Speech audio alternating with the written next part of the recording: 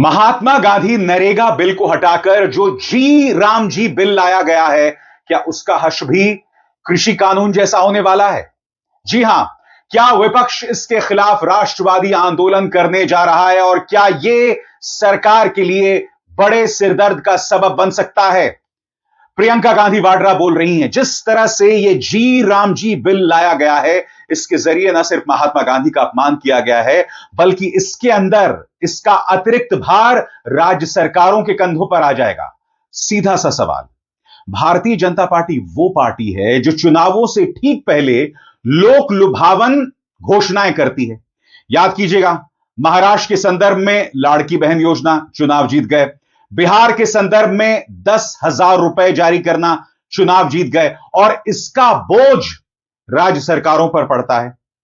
अब यह जो जी राम जी नई योजना आई है, महात्मा गांधी नरेगा की जगह, इसका मकसद क्या है?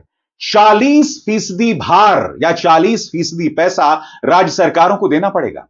प्रियंका गांधी वाड्रा और विपक्ष कह रहा है कि इसके बाद कोई भी राज्य सरकार इस स्थिति में ही नहीं होगी कि वो इस योजना को आगे बढ़ा सके और यह योजना ही खत्म हो जाएगी। और गरीब मजदूर, जिसके लिए महात्मा गांधी नरेगा योजना जो है जीविका की एक बहुत जरूरी एक उपाय था, वो खत्म हो जाएगा। प्रियंका गांधी वाड्रा इसी बात को लेकर सरकार को चेतावनी दे रही है। ये जो बिल है, इसका हम पूरी तरह से विरोध करेंगे और एकदम ठोस विरोध करेंगे। सब पार्टियां, हमारी जितनी पार्टियां, सब सहमत हैं। इस बिल से मनरेगा खत्म होने जा रहा है। आप किसी भी तरह से इसको देखें, और जो समझदार आदमी है, जो ये 100 दिन से 125 दिन वाला जो है, ये चालाकी है। अगर इस बिल को कोई भी पढ़ेगा, ये साफ साफ स्पष्ट समझ आएगा कि इस बिल से आने वाले महीनों में ये पूरी स्कीम खत्म हो जाएगी।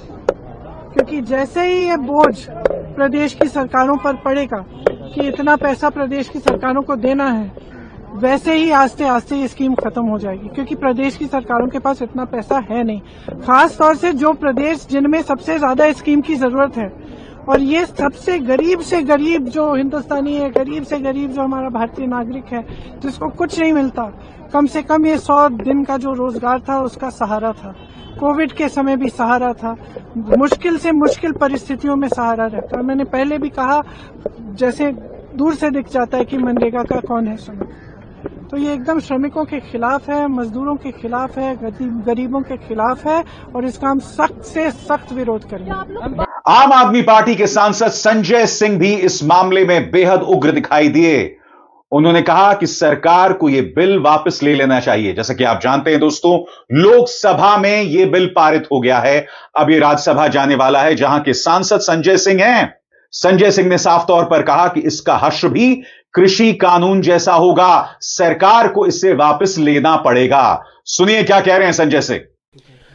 देखिए, ये तो एक बहुत बड़ा विश्वासघात है, और मैं आगाह करना चाहता हूं सरकार को कि जैसे आपने तीनों किसानों के काले कानून को वापस लिया, ऐसे ही इस बिल को भी वापस आपको लेना पड़ेगा। देश भर में इसको लेकर आंदोलन होगा। और आप हर चीज में नौटंकी करना चाहते हैं। इस योजना के नामों में ऐसे शब्द रख दिया कि जो जी राम जी हो जाए, तो इसके पीछे अपने गुनाह आप छिपाना चाहते हैं। पूरे हिंदुस्तान में 25 करोड़ से जो जॉब कार्ड होल्डर थे, उनकी संख्या आधी हो गई। उसके बारे में आप बात नहीं करेंगे। पूरे देश में औसतन 50 दिन से भी ज्यादा काम इस देश के मजदूरों को नहीं मिल रहा है, उस पर आप बातचीत नहीं करेंगे। आपने इस योजना में 40% हिस्सेदारी राज्य सरकार की रख दी। जो राज्य सरकारें पहले से ही घाटे में हैं, उस योजना को कैसे चलाने के लिए पैसा देंगी? तो कुल मिलाकर ये जो मनरेगा योजना थी, जो देश के मजदूरों के लिए एक बहुत बड़ा सहारा थी, उस योजना को ही पूरी तरह से मारने का काम किया जा रहा है। और हम लोग खूब इसका विरोध करेंगे पार्लियामेंट के अंदर। और हमने आज भी, कल भी बीएसी में मांग की थी कि इसको सेलेक्ट कमेटी में भेजा जाए, इस बिल को। भले ही ये लोकसभा में चर्चा के लिए लाया गया और पास किया जा रहा, तो लेकिन सरकार का जो रुख है उससे स्पष्ट है कि ये लोग जबरन इस देश के किसानों मजदूरों का गला दबाते हुए ये बिल पास करना चाहते हैं। मगर भारतीय जनता पार्टी हमलावर है। संबित पात्रा कहते हैं कि आज लोकसभा के अंदर कांग्रेस का बर्ताव शर्मनाक था। जिस तरह से बिल की प्रतियां फाड़कर फेंकी गईं, वो निहायत ही शर्मनाक था और कांग्रेस को अपने इस बर्ताव के लिए माफी मांगनी चाहिए। सुनिए क्या कह रहे हैं संबित पात्रा। आज बड़े दुख के साथ मुझे कहना पड़ रहा है कि जिस प्रकार सदन के मर्यादा को तार तार करने का काम मुख्यतः कांग्रेस पार्टी और कांग्रेस पार्टी के कुछ साथियों ने किया है, यह भी हिंदुस्तान के इतिहास में घोर आपत्तिजनक है और मुझे लगता है पहली बार देखने को मिला है। जिस प्रकार माननीय मंत्री शिवराज सिंह चौहान जी के रिप्लाई के समय, उनके भाषण के समय कागज फाड़कर बिल की प्रतियों को फाड़ करके हवा में उड़ाया गया, बिल का जहाज बना करके उसे उड़ाया गया हवा में, गैलरी में बैठे हुए जो छात्र थे वह भी आश्चर्यचकित होकर देख रहे थे कि आखिरकार हिंदुस्तान के लोकतंत्र के सर्वोच्च मंदिर सदन में ये क्या हो रहा है। जिस प्रकार से आज पहली बार स्पीकर के टेबल तक को नहीं बख्शा गया और सेक्रेटरी जनरल के टेबल के ऊपर लोग चढ़ गए, यह भी कभी भी भारतवर्ष के लोकतंत्र ने शायद ही देखा होगा। Now Gandhiji name is not there. I am really sorry. Father of the nation, Narega program in the name of Gandhiji. Now the bill came. Gandhiji's name won't be there. I cannot blame anybody except me because I belong to this country. I am feeling same. Because we are forgetting even Father of the nation. So we have started this scheme, Karmosri. Scheme's name will be changed, Mahatmaji schemes. There also we give 75 days to 100 days job. We have created so many mandates. We are not the beggars. We only want respect, nothing else. If you don't give respect to Mahatma Ji, we will give respect. We know how to give respect to Mahatma Ji, Netaji, Rabindranath, Nazrul, Baba Sahib Ambedkar, Maulana Abul Kalam Azad, Vallabhbhai Patel, Lal Bal Pal, Rajendra Prasad. In everywhere, we love every community people, every freedom fighters. इस बीच सामने आई मंडी से सांसद कंगना रनावत। उन्होंने कहा कि ये रामराज की नींव रख रहा है। जी हां, जी राम जी यानी रामराज की नींव। सुनिए इनके स्वर्णिम बोल। करोड़ों का बजट मिला है राम जी स्कीम में, तो हम चाहते हैं कि इसकी एक नई अवेयरनेस आए और जो जिस राम राज्य की सबने सपना देखा है, आज वो राम राज्य साकार हो रहा है और इससे बड़ी खुशी की क्या बात हो सकती है। लेकिन मैम, इसको लेकर लगातार कहा गया कि फादर ऑफ द नेशन का अपमान हो रहा है और नाम बताने की जरूरत ही क्या है आपका? क्यों नहीं, जब नया दौर आता है, नए दौर के अनुसार जो है नए नाम रखे जाते हैं। एक टाइम जो है, एक टाइम पे इसका नाम मनरेगा भी रखा गया था, तो अभी जो नया दौर है उसके चलते हुए नया नाम, तो इसमें क्या बुराई है।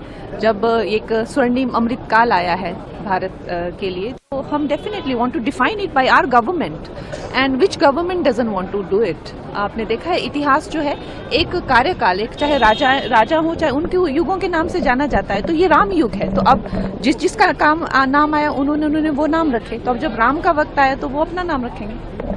विपक्ष कह रहा है कि कहीं ना कहीं ये महात्मा गांधी का अपमान है। उनकी आत्मा की हत्या करने की कोशिश कर रही है भारतीय जनता पार्टी सरकार। आपकी स्क्रीन पर आरजेडी के सांसद सुधाकर सिंह, जिन्होंने कहा कि यह बिल वास्तव में महात्मा गांधी की आत्मा की हत्या के समान है। इसके लिए किसी भी संघर्ष की जरूरत होगी तो इंडिया गठबंधन के सभी साथी संघर्ष करेंगे, यानी कि तेवर स्पष्ट हैं। इसने कहीं ना कहीं अब विपक्ष को मौका दे दिया है, क्योंकि इसका सीधा नाता देश की गरीब जनता के साथ है। सुनिए क्या कह रहे हैं सुधाकर सिंह। यह बिल वास्तव में महात्मा गांधी जी की आत्मा की हत्या के समान है। इसके लिए कोई भी संघर्ष सड़क से सदन तक जरूरत होगा, इंडिया गठबंधन के सभी साथी करेंगे। महात्मा गांधी जी के नाम पे बना ये बिल, अगर जरूरत था, इसमें कोई भी तकनीकी सुधार की आवश्यकता थी तो नाम बदलने की क्या जरूरत थी। मोदी जी घृणा के साथ कहे थे, जब 2014 में सत्ता में आए थे तो 2015 लोकसभा के इसी सत्र में मनरेगा को समाप्त करना चाहते थे। विरोध के बाद उन्होंने कहा कि ये कांग्रेस की विफलताओं का स्मारक है, मनरेगा मैं कभी खत्म नहीं करूंगा। लेकिन मोदी जी के भीतर जो घृणा था, वह घृणा 10 साल बाद पार्लियामेंट के भीतर आई दिखाई दिया और सच में मनरेगा को समाप्त कर दिया, महात्मा गांधी के नाम पे चलने वाली योजना को। कांग्रेस के सांसद मनीष तिवारी बता रहे हैं कि निहायत ही दुर्भाग्यपूर्ण है। इससे पता चलता है कि सरकार और उसकी सोच महात्मा गांधी के खिलाफ है और कहीं ना कहीं ये इस देश के गरीब के साथ नाइंसाफी करती है। मनीष तिवारी, देखिए, बहुत ही दुर्भाग्यपूर्ण बात है। महात्मा गांधी बापू, जिन्होंने भारत के आजादी के संग्राम का नेतृत्व किया, उनके नाम पे एक बहुत ही जो सफल योजना है, उसको विचारात्मक और ध्रुवीकरण की राजनीति के कारण से जो बदला गया, उससे बड़ा गुनाह और कोई नहीं हो सकता। और इसकी जितनी निंदा और जितनी भर्त्सना करनी चाहिए उतनी कम है।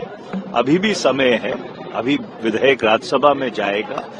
अगर इसके ऊपर पुनर्विचार करके इस जो योजना का नाम है उसको मनरेगा ही रखा जाए और जो इन्होंने सुधार किए हैं, उसमें कथाकथित सुधार किए हैं, वो जो एम्प्लॉयमेंट की गारंटी है उसको पूरी तरह से खत्म करने का काम कर रहे हैं।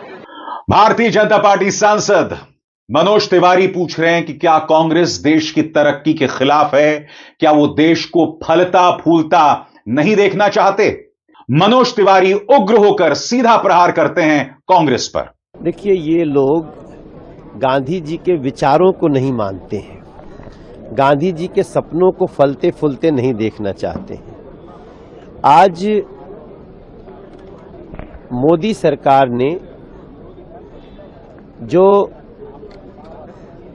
ग्रामीण लोगों को 100 दिन की गारंटी दी जाती थी, उसको 125 दिन की गारंटी कर दी विकसित भारत के नाम से।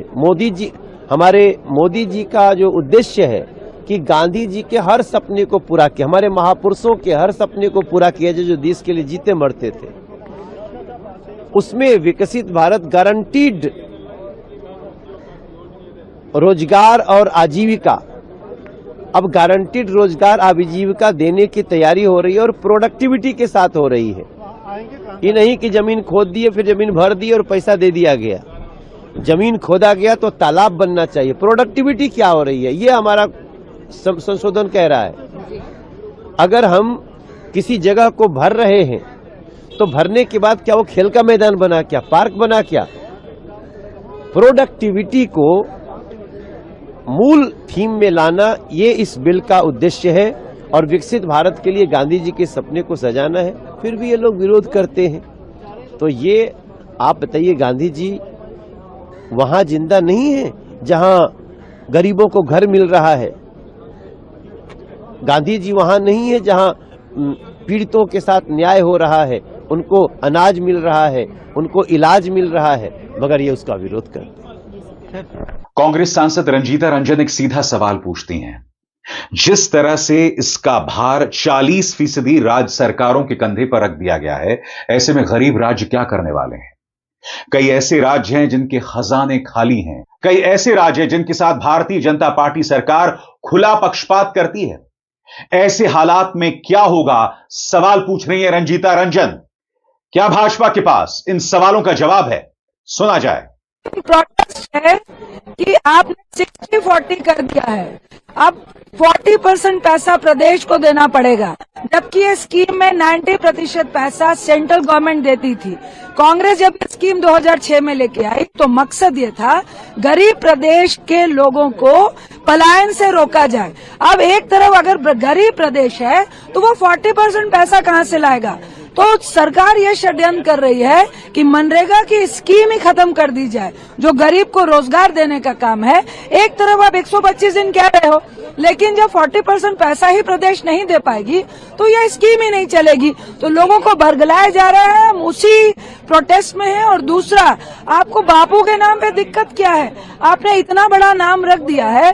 महात्मा गांधी रोजगार गारंटी आ रही थी, लेकिन उससे ज्यादा महत्वपूर्ण दिक्कत यह है कि आपने जो 60-40 किया है, इससे गरीब प्रदेश उड़ीसा हो, बिहार हो, बंगाल हो, आपकी ये योजना ही बंद हो जाएगी। मगर भारतीय जनता पार्टी और उसके सांसद शब्दों की बाजीगरी कर रहे हैं। रवि किशन कहते हैं कि हमने गांधी और राम दोनों का सम्मान किया है, क्योंकि महात्मा गांधी के आखिरी शब्द हे राम थे।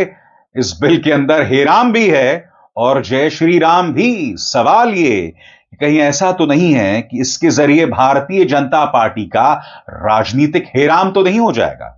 सुनिए क्या कह रहे हैं रवि किशन। पास हो गया, क्या बोला? बहुत बधाई समस्त भारत को। हे राम तो शब्द महात्मा गांधी का था और हम लोगों ने भी हे राम उसी शब्द को जीवित रखा, महात्मा गांधी की भावनाओं को, उनके विचारों को जीवित रखा। मैं प्रधानमंत्री मोदी जी को, भाजपा की सरकार को दिल से बधाई देता हूं। हे राम की जीत हुई, जय श्री राम। तो यकीनन दोस्तों इससे स्पष्ट हो जाता है कि भारतीय जनता पार्टी के खिलाफ विपक्ष अब इस मुद्दे पर एकजुट होने वाला है। चाहे बिहार हो या उत्तर प्रदेश, ये दोनों राज्य जो हैं इस आंदोलन को लेकर राजनीतिक तौर पर सुलगने वाले हैं। इस बात को नजरअंदाज नहीं किया जा सकता।